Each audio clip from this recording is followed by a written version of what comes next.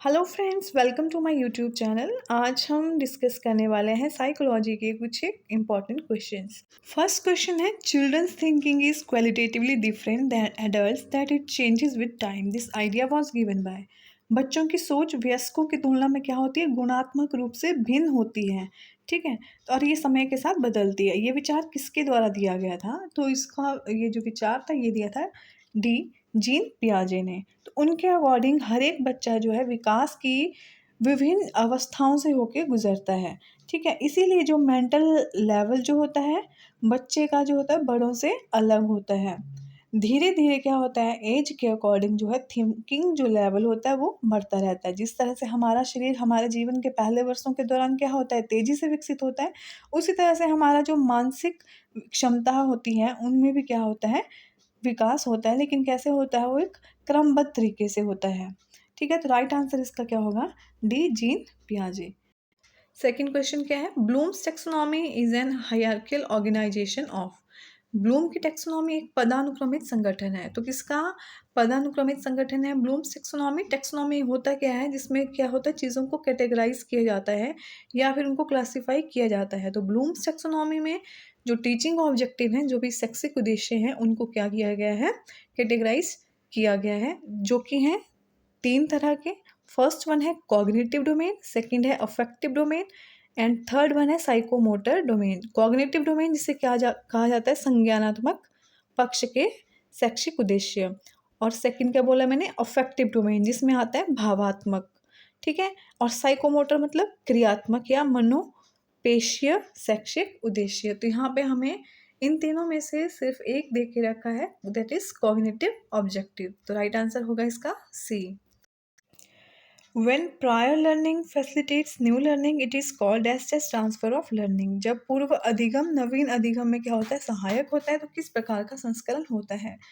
क्या पूछा गया है कि जब लर्निंग क्या होती है, जो हमने लर्न की हैं चीज़ें अपने पास्ट में, ठीक है, वो अगर हमें हेल्पफुल हो रही हैं हमारी करंट सिचुएशन में, तो उसे कहेंगे पॉजिटिव ट्रांसफ़र ऑफ लर्निंग। तो राइट आंसर इसका होगा सी, पॉजिटिव। ठीक है, अगर नेगेटिव पूछा जाए क्या होती है नेगेटिव ट्रांसफ़र ऑफ लर्निंग, तो नेगेटिव में क्या होगा, जब learning of one task makes learning of another task harder, तो उस केस में इसे कहा जाएगा नेगेटिव ट्रांसफ़र ऑफ लर्निंग। लेकिन जब हमें पास्ट एक्सपीरियंसेस से क्या हो रहा है, हमें हेल्प मिल रही है अपने करंट सिचुएशन में, तो उसे कहा जाएगा positive transfer of learning. Fourth question है, गिफ्टेड स्टूडेंट्स आर। जो भी प्रतिभाशाली छात्र होते हैं या जो मेधावी छात्र होते हैं वो कैसे होते हैं, divergent thinkers, convergent thinkers, very hard working, extrovert. तो इसका राइट आंसर होगा ए, डाइवर्जेंट थिंकर, अपसारी चिंतन करने वाले, जो कि क्या करते हैं, एक जो भी प्रॉब्लम होगी उसका जो है वो डिफरेंट डिफरेंट सॉल्यूशंस जो होते हैं वो निकाल के रखते हैं।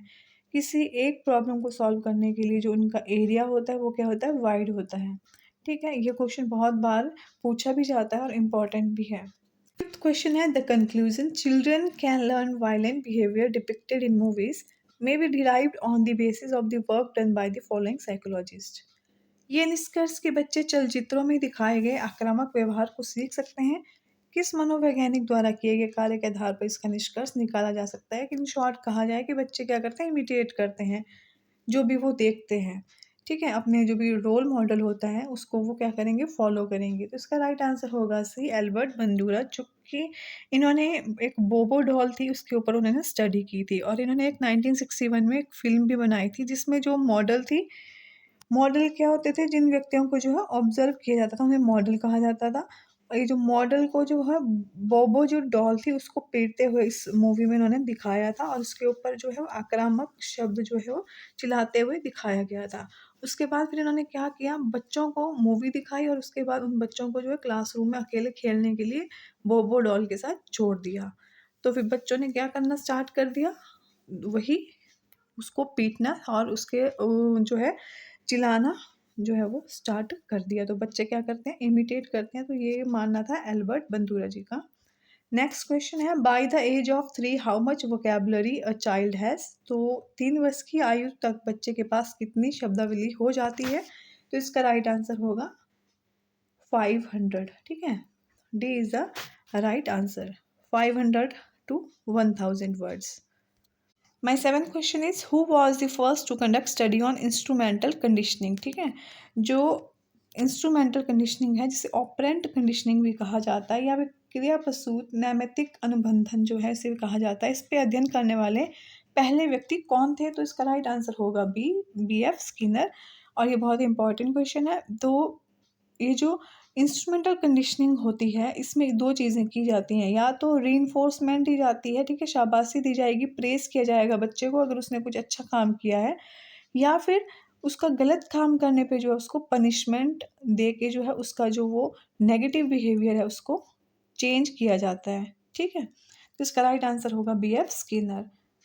एट्थ क्वेश्चन क्या है? The process in which unconditioned stimulus is presented before the conditioned stimulus is called. तो जो प्रक्रिया जिसमें अनुबंधित उद्दीपक का प्रारंभ अनुबंधित उद्दीपक से पहले शुरू होता है क्या कहलाती है? तो इसका राइट आंसर होगा डी, बैकवर्ड कंडीशनिंग। क्योंकि यूजुअली क्या होता है, जो कंडीशन स्टिमुलस है उसके बाद ही अनकंडीशन स्टिमुलस दिया जाता है ताकि डिज़ायरेबल बिहेवियर को प्राप्त किया जा सके, ठीक है। लेकिन यहाँ पे क्या है, पहले क्या दिया गया, अनकंडीशन स्टिमुलस, तो ये क्या होगा, बैकवर्ड कंडीशनिंग। नेक्स्ट क्वेश्चन है सिफेलोकॉर्डल फिजिकल डेवलपमेंट रेफर्स टू। तो सिफेलोकॉर्डल, सिफेलो मतलब हेड और कॉर्डल मतलब होता है टो, ठीक है। तो हेड टुवर्ड्स टेल जो ग्रोथ होती है, ठीक है, तो उसे कहा जाता है सिफेलोकॉर्डल। तो इसका राइट आंसर क्या होगा? तो यहाँ पे देख लेते हैं कहाँ पे ये ऑप्शन दे रखा है। Children gain control over the upper part of the body before the lower part, मतलब पहले हेड से जो होगा ग्रोथ शुरू होगी और फिर वो नीचे की तरफ जाएगी, ठीक है। तो राइट आंसर इसका डी होगा। Characteristic of a test that it measures what it claims to measure is called. तो एक परीक्षण की विशेषता है कि जिस पक्ष के मापन का वो दावा कर रहा है वो उसे मापता है, तो वो क्या कहलाता है? तो उसे कहा जाएगा कि क्या कहा जाएगा उसे? राइट, इसका आंसर होगा बी, वैलिडिटी, ठीक है। तो टेस्ट क्या कर रहे हैं, जो उसने क्लेम किया था वो वैसा ही रिजल्ट अगर दे रहा है तो उसको बोलेंगे वैलिड है। सेवेंथ क्वेश्चन है according to John Dewey school is a dash institution and education is a dash process, ठीक है। तो जॉन डुई के अनुसार स्कूल कैसी संस्था है और शिक्षा किस तरह की प्रक्रिया है? तो इसका राइट आंसर देख लेते हैं। तो उनके अनुसार जो स्कूल जो है वो क्या है, मिनिएचराइज्ड फॉर्म है सोसाइटी का। उनके लिए जो एजुकेशन, बच्चे की एजुकेशन में जो है वो सोसाइटी एक बहुत ही ज़्यादा जिसको कह सकते हैं रोल वो प्ले करती है। उनका मानना था कि कुछ इस तरह का एटमॉस्फेयर जो है स्कूल में क्रिएट किया जाए जो कि बच्चे को अलाउ करे कि बच्चा जो है सोसाइटी के साथ जो है इंटरेक्ट कर पाए, ठीक है। तो इसका राइट आंसर होगा A, according to John Dewey school is a social institution, ठीक है, and education is a social process. Twelfth question क्या है? Individual learns from his own mistakes, this statement is based on which learning theory. अब व्यक्ति अपनी गलतियों से सीखता है, यह कथन किस अधिगम सिद्धांत पर आधारित है? इसका राइट आंसर है सी, ट्रायल एंड एरर, जो कि प्रतिपादित किया था थॉर्नडाइक ने। उनके अनुसार मानव और जो जानवरों की सीखने की जो ये प्रोसेस होती है बहुत सीमा तक जो है ट्रायल और एरर पे ही निर्भर करती है, ठीक है। उन्होंने बहुत से इस पक्ष में जो है जानवरों पे जो है प्रयोग किए थे। उनका मानना था कि मनुष्य और जो पशु होते हैं दोनों ही ट्रायल और एरर के कारण बहुत कुछ सीख लेते हैं, ठीक है।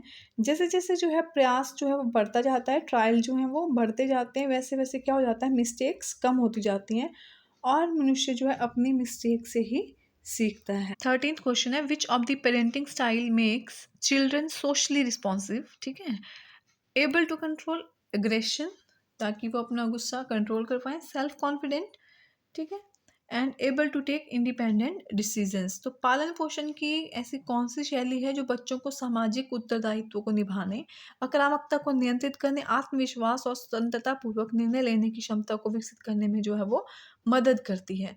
तो इसका राइट आंसर होगा ए, अथॉरिटेटिव रेसिप्रोकल, जिसमें कि पेरेंट्स जो है वो प्रॉब्लम को अपने बच्चे के साथ जो है वो मिलके सॉल्व करते हैं। कुछ एक रूल जो होते हैं वो सेट किए जाते हैं बिल्कुल क्लियर, और बच्चों से एक्सपेक्टेशंस की जाती हैं कि वो इन रूल्स को फॉलो करेंगे। ठीक है, तो किस तरह का जो पालन पोषण की शैली है जिसे कहा जाएगा आधिकारिक पारस्परिक। इंपॉर्टेंट क्वेश्चन है, व्हाट आर द सेकेंडरी रेनफोर्सेस, द्वितीयक जो प्रबलक हैं वो क्या हैं। तो दो तरह के होते हैं रेनफोर्सेस, प्राइमरी और सेकेंडरी। प्राइमरी जो होते हैं ऐसे स्टिमुलस होते हैं, ये बायोलॉजिकली इंपॉर्टेंट होते हैं किसी भी ऑर्गेनिज्म के लिए, जिन्हें अनकंडीशन स्टिमुलस भी कहा जाता है। ये जो होता है इननेट रीइंफोर्सिंग क्वालिटीज़ होती हैं जिनको हम लाइफ में लर्न नहीं करना पड़ता हमें, ये हमारे मतलब हमारे जीवन में पहले से ही होती हैं जब से हम पैदा होते हैं। ठीक है, जो भी जितने इसके एग्जांपल में आएगा, जितने भी हमारे बेसिक नीड्स हैं, water, food, sleep, shelter, touch etcetera. और जो सेकेंडरी रेनफोर्सेस होते हैं वो क्या होते हैं, जो कि जिनकी कोई इनहेरेंट वैल्यूज़ नहीं होती हैं, जो कि तभी रीइंफोर्सिंग क्वालिटीज़ होंगी जब इनको लिंक किया जाएगा प्राइमरी रीइंफोर्सेस के साथ, जैसे मनी, प्रेज़ एक्सेट्रा। तो इसका राइट आंसर होगा C, money and appreciation. Next question है, what is the main reason for individual differences in intelligence. ठीक है, तो इंटेलिजेंस में, बुद्धि में व्यक्तिगत भिन्नता का प्रमुख कारण क्या है। तो ये बहुत इंपॉर्टेंट क्वेश्चन है। तो जो भी इंटेलिजेंस है उसमें हेरिडिटी और एनवायरनमेंट जो है वो दोनों ही अहम भूमिका निभाते हैं। ठीक है, जो आसपास का जो वातावरण होता है, हम जहाँ भी कोई बच्चा पलता है, ठीक है, घर का वातावरण, सोसाइटी कैसी है, वो भी रोल प्ले करती है। और उसके साथ साथ जो बच्चे में गुण जो होते हैं अपने फादर मदर से आते हैं, जिसे कहा जाता है हेरिडिटी। ठीक है, तो आनुवांशिकता और पर्यावरण दोनों ही अहम भूमिका निभाते हैं इंटेलिजेंस में। ठीक, the word mental testing was firstly presented by, तो किसने प्रेजेंट किया था फर्स्टली, तो इसका राइट आंसर होगा J.M. Cattell. C is the right option. 17th question है, positive reinforcement increases the chance of, धनात्मक प्रबलक किसके घटित होने की संभावना को बढ़ाता है। तो इसका राइट आंसर होगा डिजायरेबल रिस्पॉन्स, वांछनीय अनुक्रिया। कि रीइंफोर्समेंट कब दी जाती है, जब अध्यापक क्या चाहता है, वो अपने बच्चे में जो है कुछ डिज़ायरेबल चेंजेस उसके बिहेवियर में लाना चाहता है, तो वो क्या करते हैं, रीइंफोर्स करते हैं। ठीक है, कि एक तरह का एक्शन होता है, कुछ ऐसा काम करेंगे या फिर उनको रिवॉर्ड दिया जाएगा ताकि उनके चांसेस जो है वो डिज़ायरेबल रिस्पॉन्स के क्या हो वो बढ़ जाएँ। ठीक